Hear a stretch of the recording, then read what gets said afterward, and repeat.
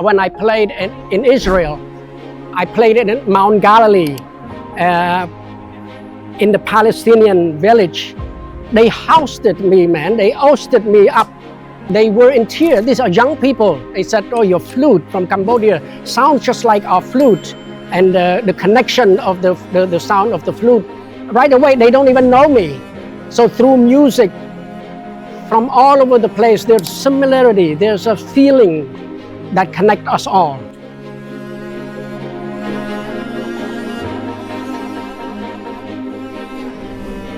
What's up, guys, and welcome to the Sound of Peace podcast.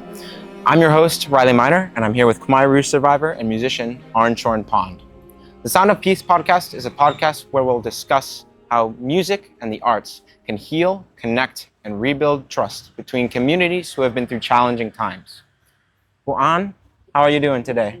How are you doing today? I'm fine. I'm very happy well. you can join us today. I'm happy. Thank you for inviting Yes. me here. Can you introduce yourself a little bit again? Yes, my name is Chorn-Pond. I'm the founder of Cambodian Living Arts and the survivors of the killing field. Yes. So today is episode 1, Surviving Through Sound, where we'll discuss Arn's childhood growing up during the Khmer Rouge regime and how he used music to save his life. So I think to start, we've talked a lot, and I've heard you say a lot that music saved your life. And I'm just curious if you could elaborate more on this. How specifically did music save your life in your childhood? I had no doubt in my life if I didn't play music for the Khmer Rouge during the regime of the killing field, I wouldn't be here today speaking to you. So I never thought of it over the years, but I'm sure that I'm here at all because of music. So that's why I continue to play in my life. I don't consider myself a professional musician or professional at anything at all. I played because I continue to play because it gives me a peace of mind, and it gives me back all the feelings that I had from the past, good and bad, even before the Khmer Rouge. And plus, I play it for free. I don't usually charge people, and I like to do it that way because I think music has to be free. And for me, I like to play it that way for people who like to listen, who are willing to open their ears and their time to listen. So did you encounter any other musicians or any other people in your childhood who played music during the Khmer Rouge regime? Were there any other people like you who used music or something else to bring them peace or help them get through it? I've seen people from not only from Cambodia but from other parts of the world. You're asking me my life now and on, right? Not only from the past, but there were survivors, especially groups that I was forced to play with by the Khmer Rouge during the time. They were killing all around us. I was only 12 years old, and the relationship between us musicians, during the time we were forced to play revolutionary songs, all the lyrics, all the melody, they all were fast, militaristic kind of song, and the lyrics was like always killing, always blood, and hate, and all these things. And our musicians were not allowed to talk. And, it was a fast beat kind of songs. And, you depend on each other. You are not allowed to talk. And even practicing. So sometimes I use practice, during the practice to escape. They were killing around us. Systematic killing. And it just, hell beyond word for all of us. And I used to escape, I used the time to escape because every minute you have to make decisions to do to survive, even though maybe sometimes you don't feel that physically you can survive, because I knew that the Khmer Rouge were after me. Also, it's just a matter of time. So I would work hard, and all I remembered was I was really dizzy. You know, half of the children of that killing camp, they were half starved to death. So they were crazy, I thought, to really force us to play this music. So the musician has to really work together. You know, if you miss a note and the Khmer Rouge around, you know, so we have to really listen to each other and work as a team. And later on, we became like, you know, a brother and sister. And, you know, the old man, Master Mac, my teacher, my former teacher, my first teacher was killed 3 weeks after he taught us. And the second teacher that they brought, Master Mac, you know, he became like my parent. And I became like his son. We help each other. And later on, many years later, I found out that Mac lied to the Khmer Rouge so that I can live. I also did the same. So our lives were also, every minute it's a survival mode. You know, it's life and death. You have to make a decision. So I think that's interesting that you mentioned like how you connected with other people, and it really made you like a team with the other musicians because you had to stick together, and music really initiated that. And I think it's also really interesting that you mentioned you had the same thing with you know, your teacher, and how it really created a really like lasting relationship, even through this just terrible, horrid violence and regime of the Khmer Rouge. I think it's really interesting that you say that music still brought that. Now I'm curious. It's a bond between us, without even talking. They were not allowed. We were not allowed to talk to each other. So the eyes and the, you know, we knows each of us what we need to do. You know, depending on each other. Did you feel like you could ever kind of communicate through music with other people? For sure. Yeah. For sure. And during the time, you know, for us, again, words, verbal communication, you know, for us, I was a child, you know, and the worstest feeling for me, while I was playing, you know, the worstest feeling, I don't even want to remember, which music also brought that kind of feeling, you know, like happiness sometimes, even though the lyric was always killing. But it brought those feelings back, you know, whatever feeling I can sort of express. I told you I escaped while performing, and that music helped me in a way also to connect to myself. You know, I can really literally see my, you know, my teacher behind. I feel safe through the music piece also, you know. So music, somehow people don't think it's you know, it's a bond. It's connecting us without words. All the feelings that bottling up, you know, we are living in hell at that moment. Yeah. So did you get the chance to? It was just propaganda music that you played with everyone else. But I'm curious, did you get the chance to be able to play some more like peaceful music with the other musicians? Because I'm assuming, like, I know from what I know about the Khmer Rouge, they wiped out creativity, and one of their goals was to kind of get rid of the individual. And so I'm just curious if you ever bonded with other people through playing your own music, and if you ever had any creativity, and how that looked, what role that took during that time. During the Khmer Rouge, our own music, whatever creativity, it's life and death. You were not allowed to play even traditional music. You were not allowed to play love song. You were not allowed to play any, but their revolutionary song, it's a kind of a brainwash kind of revolutionary song. You were forced to play that day in and day out. And you perform for the Khmer Rouge leaders, and you perform for the mass. And also the lyrics, you know, brainwash you to hate. So that's all we play. I want to make clear that they were not allowed to play any love song at all. So But for us, there were songs that reminds us through that kind of revolutionary song. Still, the feeling stirred up, about good food, about feeling nationalistic, and all these things that really help to trigger our feelings. And I think somehow it gives me the power to stay put, not to get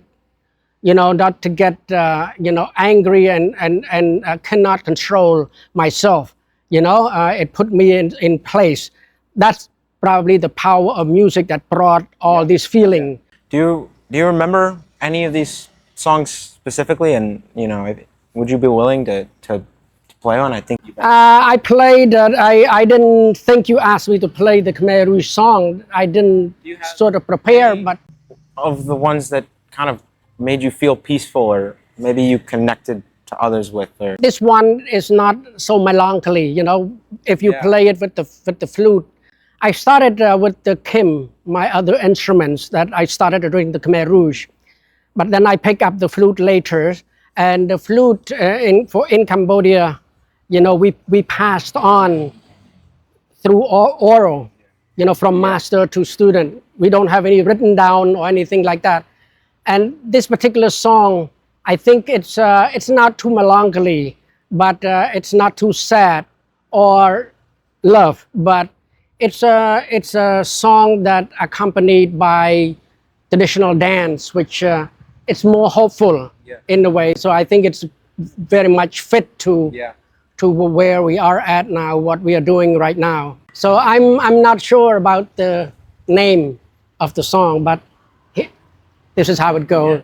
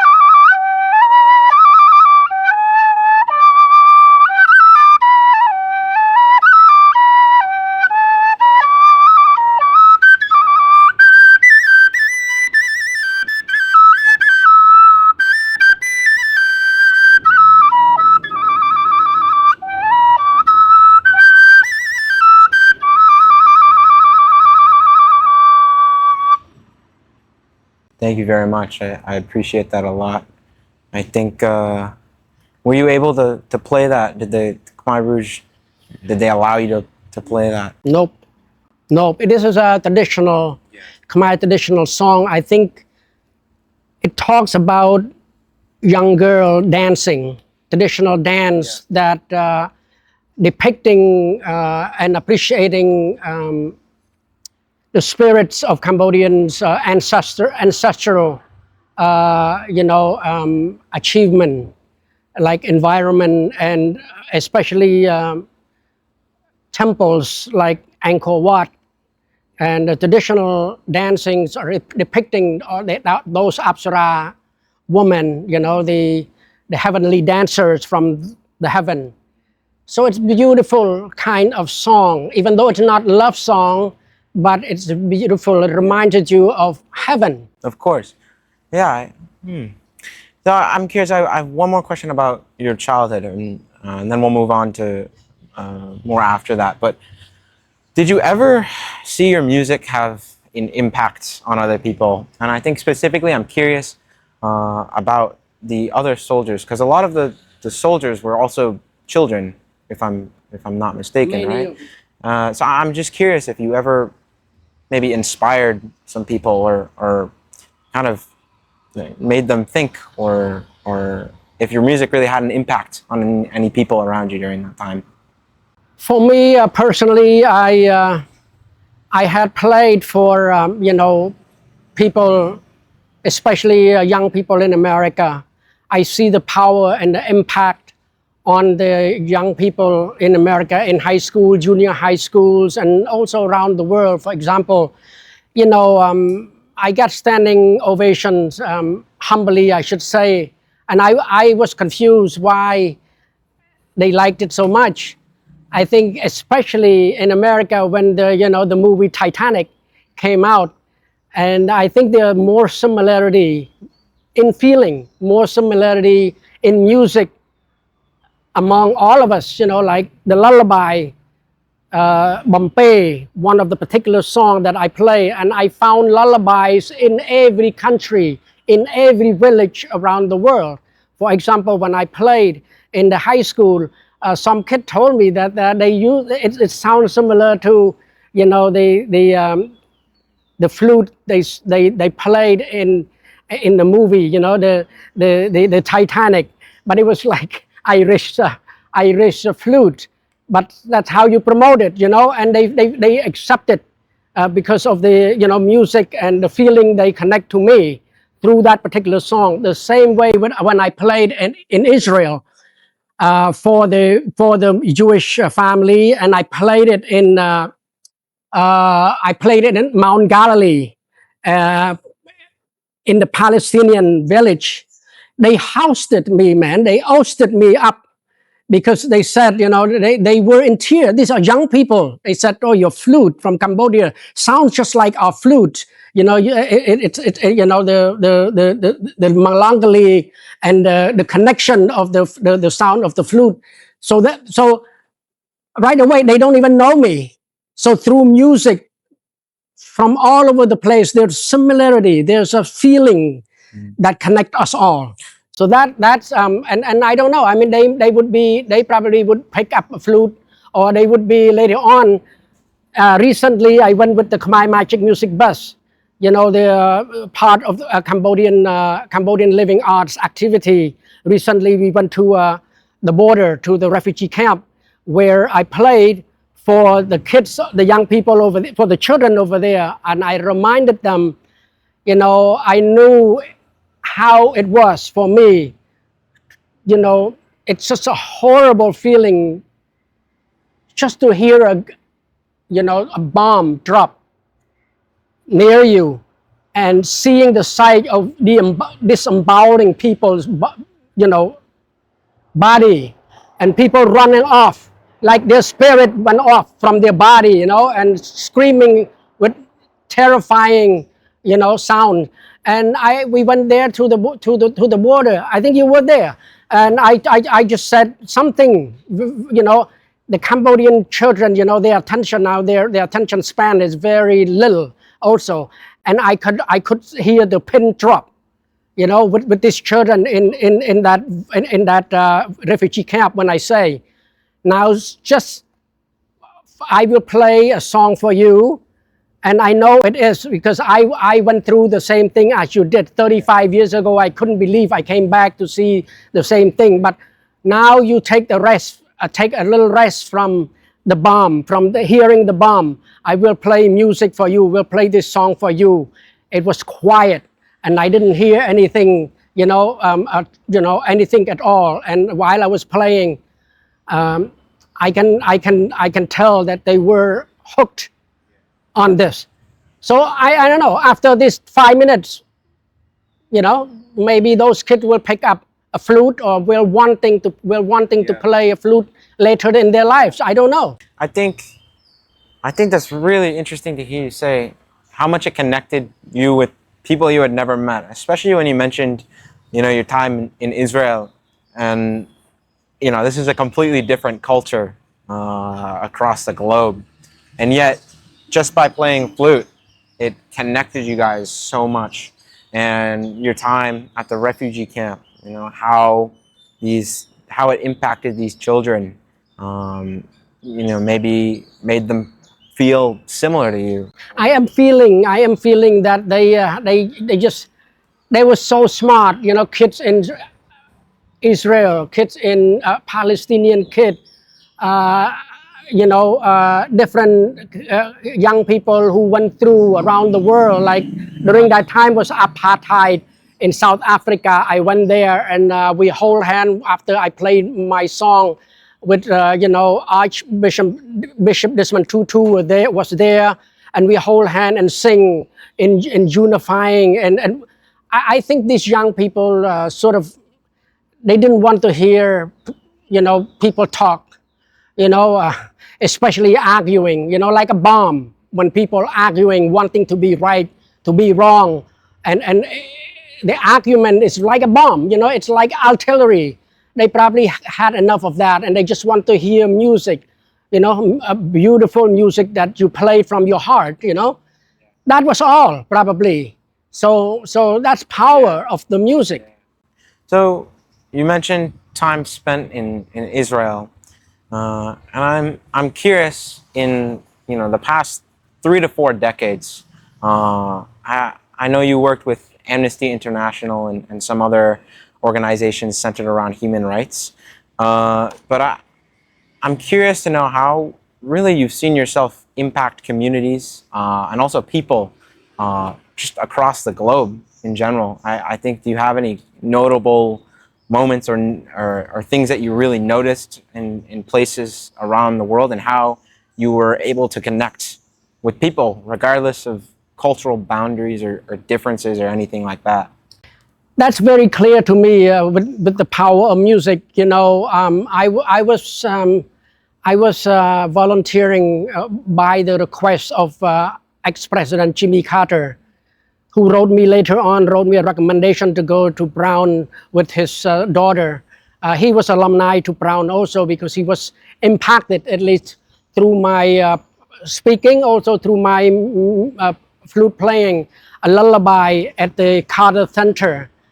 And I was volunteering, agreeing to volunteer as a key speaker for Amnesty International for 15 years, which I've traveled around the world playing my music and talk less probably, even though they like to hear my speaking about my ordeal of losing most members of my family to starvation, to killing from the Khmer Rouge regime, from the killing field. So when in 1988, when people are so impacted, I was asked to travel. Amnesty International, I was at that group. It was called a world concert tour. Amnesty International World Concert Tour for 3 months to go to all 6 continents around the world with Bruce Springsteen, Tracy Chapman, Peter Gabriel, Michael Stipe, Judo Soul, U2, Sting, and many others. That tour was inspired by somehow, at least I should say I was a little part of that. By going around not only speaking around the world about my ordeals, about human rights, about all that, but I kept playing, and people are so quiet all over the world. They listen to the flute, and I never thought that, I told you, I never thought that the people would not listen, but they rather listen to my flute than my talk, I told you. Ranging from the school, high school and junior high in over America to the place where they were still fighting, like South Africa and all that. But somehow music connect us all at that brief moment. So that was why I think Amnesty International thought of the idea of using rock and roll, and I was still playing music. And there were also, we would go on tour to 6 continents. We would have our own plane. So to go travel different places, talking, especially those artists, different artists, they were so famous everywhere they go. They have their own specific songs to perform. So many of them, like Bruce Springsteen, for example, or Sting, they came back from those tours. And I like to say humbly that from that particular tour, I was given the first Reebok Human Rights Award because of that tour, musical tour. That the Amnesty International knew that the people that really got sick and really, not sick, but really got tired and exhaustion by hearing day in and day out of the story, of the horrible story around the world that people go through a speech. But I think, like I said, music would give a different meaning. Including me, I didn't even know how powerful the music and performances are. That's very powerful to have those millions of people comes wherever they go in the Olympic Stadium, wherever they go in India, from India, remote countryside to, to Russia, to America. Amnesty International World Music Concert Tour. One ex-Khmer through the Khmer Magic Music Bus of Cambodian Living Arts. I was invited to also before the war to play my music, in remote mountain to the minority groups. There were Khmer Rouge, ex-Khmer Rouge child who came and asked because they don't know how this little bamboo tree makes beautiful noise. So he asked to play, and I sort of gave that little boy, and he was so awkwardly playing it and make noise when he made the first beat. He was so like he was in heaven, man. He blow it, and he never touched an instrument in his life. He never heard live music at all. He took my flute and ran off into the jungle, and you can hear it. He didn't make any sense, but he was so happy to have that, like a magic wand, And his father looked at me, a former Khmer Rouge about my age, and looked at me, and he asked me, "Why you bring music back?" He knew me. He knew of me if he didn't know me. 30 years ago, a Khmer Rouge former soldier, I was forced into. So they were survivors. Now they're his children. And I said, look at your children. And did you see your children having fun with the first beat he played? Yeah. So be happy for him. Yeah. Why you ask too much? Why? So I have this conversation that I never thought we would have. Yeah. So these are like a moment, like a magical moment that happened, And I rarely talked about. Yeah. Thank you for asking, and it comes to my. I think first off, I mean the tour that you mentioned with Amnesty International is, I mean that's huge to me. The fact that you traveled like all over the world playing music and how that really like connected you, regardless of what country or culture you were from. But I think, and the other huge thing is you just mentioned like connecting with another ex-Khmer Rouge soldier. And their children, the next generation. And connecting through giving that flute to his child, and I think that's crazy considering, just really interesting to consider because of the past and the tension that existed between the Khmer Rouge soldiers and the people in the camps and going. There's a chance now we can reconcile. There's a chance now we grew up nothing else we knew but hate and killing. We should cut off the cycle. Adults is harder. I can feel, including me, much harder. But I'm a man of peace now. I worked hard, and I committed to my life now. I want to feel love, at least for a short moment before I stop breathing.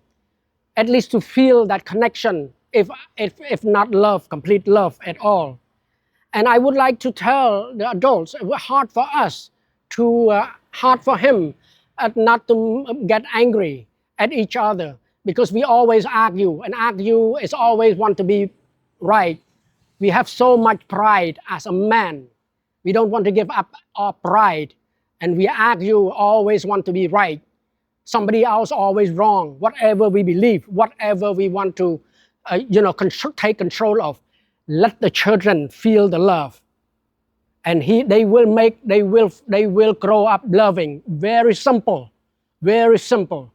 So I asked that adult man, my age, to say, don't ask too much question. His question geared toward why, why you bring love. Oh, I think love is very good feeling. If you never felt that in your life, you should feel it. Watch your children.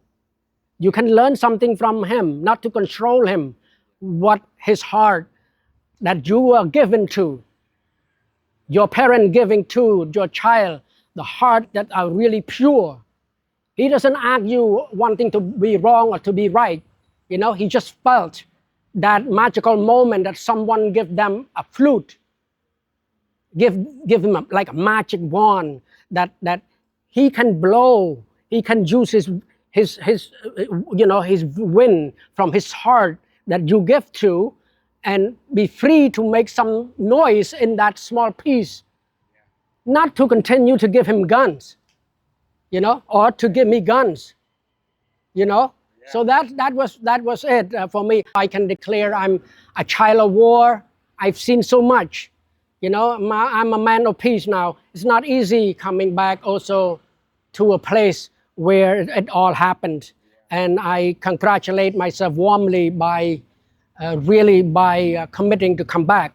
Yeah. And not easy, man. Not easy. All this memory coming back, I want to express my appreciation. I can't even imagine how hard it is to think about these things and relive that.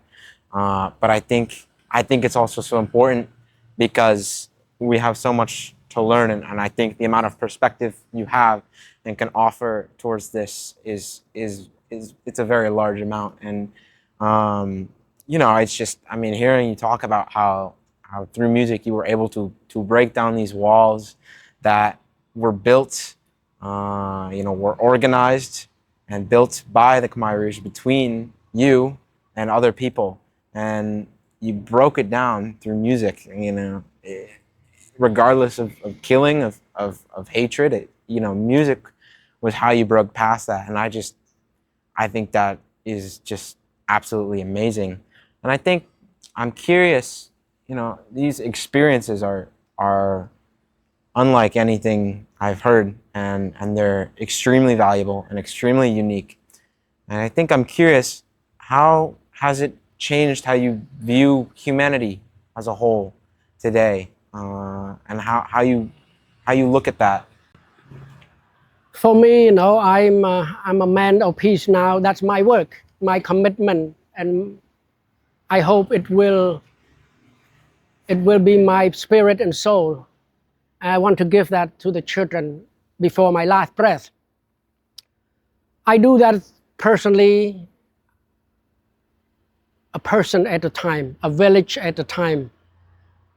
And I do that through the Khmer Magic Music Bus, through Amnesty International, through Cambodian Living Arts, that are helping countless, tens of thousands, hundreds of thousands, nationwide, worldwide.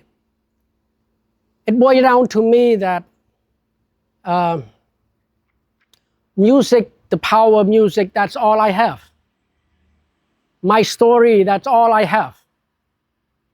And I have nothing to be so proud of that I've forgotten and continue my ego. You have that, I have that. Everyone have that ego in you when you're born, especially men. And I'm able to surrender. I had no ego.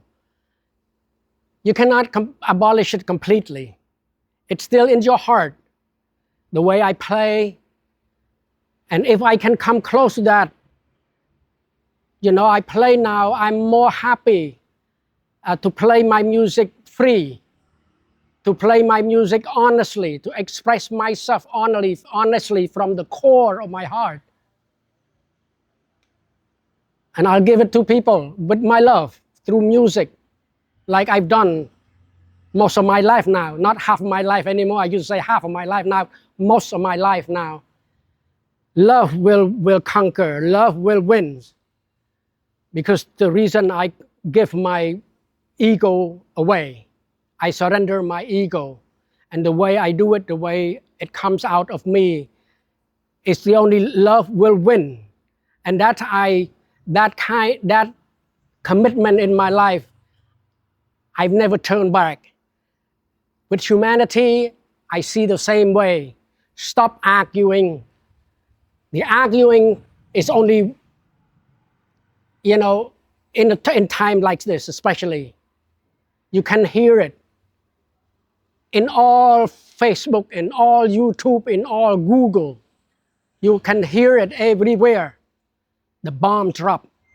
First you hear the argument, the arguing between what I believe, philosophy, religion, especially politics. Business people arguing want to be right all the time about their business, about their investment. Our children, imagine our children just go like a zombie, go into the mall every day, millions, shut themselves off from the feeling, from the heart that they were given, from their parents, from the spirit that they were given to care, to love. They numb themselves by going to the mall, shopping, buying, arguing. For me, me, everything is me. So it's saddened for me to see our children now, or their soul being sold out. Where are we going? So love is the answer. Even though I don't know what total love is, I'm just feeling right now around the world, there are many, many children around the world, including children in Cambodia. They're present. Their soul are still innocent, are still pure. They laugh, they smile at you, they give you all heart. They didn't even know you. They jumped into you and put their trust in your arm. Don't take advantage of them, please. And don't argue. Just giving them that back love. That's all. And so love is everyone wins. So I have this is, again, I'm raising my voice because we don't have much time. We don't have much time. You can hear arguing. Arguing words, very powerful. Words hurts people. War hurts people. Only love that you look each other in the eyes and you pass down that love. And music and arts is the platform, the safest platform that were given by our ancestors, by people up there for us to use, to heal, to cure, to heal the world. Why are we now still complaining around the world? We don't have money to play music. We don't have money to organize. We don't have money. Don't stop complaining. Nobody is going to be, sympathizing with us about this. We, as artists, had to be forceful than ever before. We don't have much time. That's a really powerful statement, really powerful call to action, I think. And I think it's really important that we recognize the importance of that. I like how you've pointed out how important it is that we connect in what I'm hearing is our shared humanity. Like we're all the same, regardless of borders, cultural differences, how we look. We're all human beings. And, I know personally, like, I think, why can't we connect? And, I'm hearing you say music, the arts, that's our ground to stand on. That's how we do it.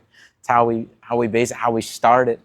And, personally, I believe the same thing. I think music is extremely powerful to connect, and hearing you talk about your experiences with it, growing up a child of war, and managing to connect with people regardless of hatred that is beyond my comprehension. I think it's a testament that we all need to listen to.